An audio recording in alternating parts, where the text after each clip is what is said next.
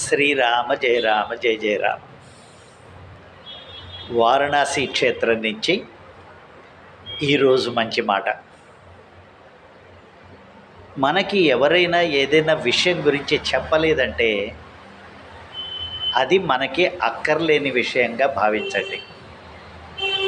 అంతేగాని వాళ్ళు అందరికీ చెప్పారు, నాకు చెప్పలేదు, నన్నేదో చిన్నచూపు చూశారు అన్నట్టు బాధపడకండి.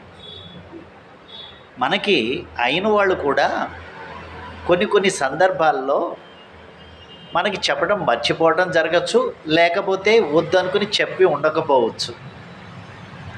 ఏదేమైనా కానీ మనకి చెప్పని విషయం మనకి అక్కర్లేని విషయం.